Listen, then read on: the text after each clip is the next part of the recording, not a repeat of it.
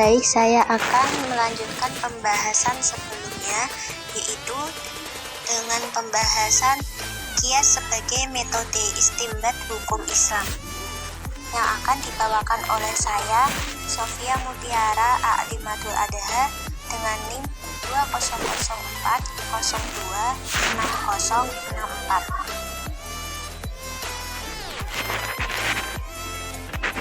Para pakar usul fikih mengemukakan beberapa kritikan atas kelemahan qiyas dalam menghasilkan suatu hukum dari kasus yang sedang dihadapi.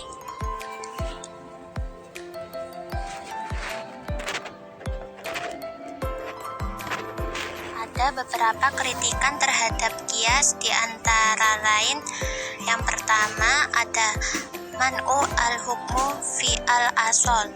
Maksudnya yaitu seorang mujahid mengemukakan kritik bahwa ia tidak menerima bahwa adanya hukum pada asol. Misalnya, pakar Syafi'iyah mengkiaskan hukum wajib mencuci bejana yang dijilat babi sebanyak 7 kali. Yang kedua ada man'u wujud al-wasfi fi al-asol.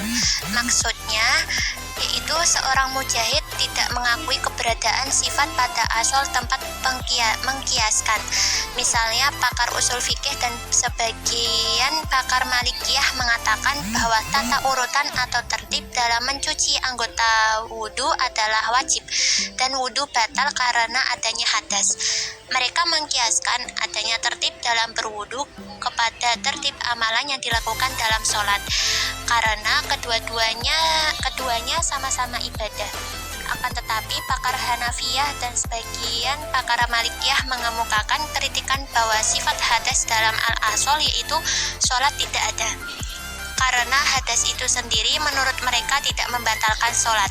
Yang membatalkan oleh hadas yaitu toharoh, sekalipun dengan batalnya toharoh yang membatalkan sholat.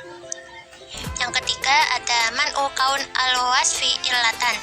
Maksudnya mengkritik mengatakan ia tidak menerima sifat yang dianggap sebagai ilat itu sebagai ilat.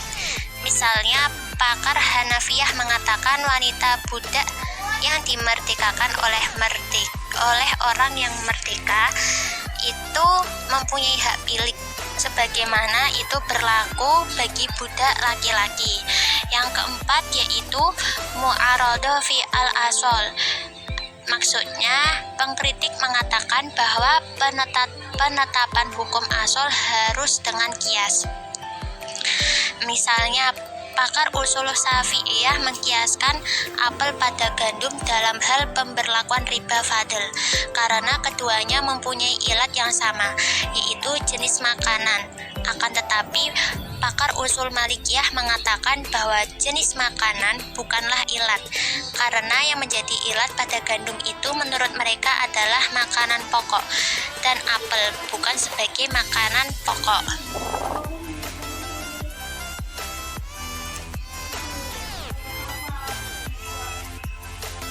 Yang kelima yaitu mu'arodoh wujud al-wasfi fi al-furu'. Maksudnya, pengkritik menyatakan penolakannya terhadap kevalidan suatu sifat yang dijadikan ilat pada asal. Misalnya, pakar Malikiyah mengatakan memberi upah pada orang lain untuk menghajikan seseorang yang telah wafat adalah boleh, dengan alasan bahwa haji adalah suatu pekerjaan yang bisa dikerjakan oleh orang lain, sama halnya tukang jahit yang memberi upah jahitan baju. Dan yang terakhir yaitu yang keenam, mu'arodoh fi al-far'u min ma yaqtadi naqid al-hukum. Maksudnya, pengkritikan mengemukakan bahwa terhadap pertentangan dalam furu' yang membawa kepada pembatalan hukum asal. Misalnya, pakar Syafi'iyah mengatakan bahwa seseorang yang berhutang apabila mempunyai harta wajib membayar zakat dengan mengkiaskan pada orang yang tidak mampu. Ilatnya menurut mereka adalah sama-sama memiliki harta. Akan tetapi, pakar Hanafiyah dan Malikiyah mengemukakan kritikan mereka dengan mengatakan bahwa terdapat pertentangan pada furu', yaitu adanya hutang.